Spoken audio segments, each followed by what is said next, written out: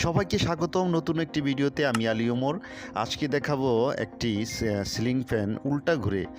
তো এই সমস্যাটা একটি কমন একটি সমস্যা, অনেকেরই ফ্যান হঠাৎ করে উল্টা ঘুরে। তো কিভাবে এটা ঠিক করবেন আজকে আপনাদের বিস্তারিত দেখাবো। এটা একটি টঙ্গী ওল্ড মডেলের একটি ফ্যান। তো এটা খুব ভালো মানের একটি ফ্যান। তো আমরা দেখাবো ফ্যানটি কি সমস্যা। তো এটাতে 3টা তার বের হয়েছে। তো অনেকে বলবেন ক্যাপাসিটার এদিক সেদিক করলে এটা ভাও ঘুরবে। এটা না, এটা ভিতরেতে সমস্যা। তো বন্ধুরা দেখতে থাকুন। এটা আমরা খুলে আপনাদের বিস্তারিত দেখা। এটা কয়েলের সমস্যা। তো কিভাবে এটা ফাইন্ড আউট করবো আর কীভাবে সলভ করবো এটা আপনাদের পুরো বিস্তারিত আজকে দেখাবো। ফ্যানটা খুলেছি, খোলার পরে আপনাদের কয়েলটা দেখাই যে পুড়ে গেছে। একটা পুড়ে গেছে, একটা কয়েল পুড়ে গেছে। তো আমরা এটা রিপেয়ারিং করব। এই কালো তারগুলো আমরা কেটে ফেলে দেব। এই এম্পিয়ার টিউবের সাথে যে তারগুলো আছে এটা আমরা আবার নতুন করে করব। তো যেই কয়েলটা পুড়ে গেছে সেটা আমরা সোল্ডারিং করে দিয়েছি।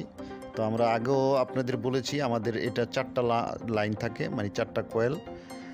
এদিকে 2টা, ভিতরে 2টা, বাহিরে 2টা। তো আমরা দুটোটা মেপে আপনাদের দেখাই যে ঠিক আছে কি না।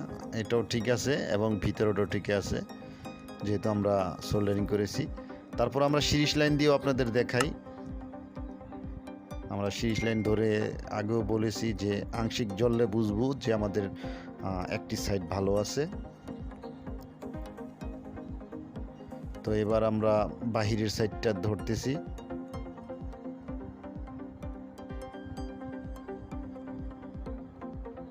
তো আমাদের সিরিজ লাইনটা জ্বলেছে হালকাভাবে।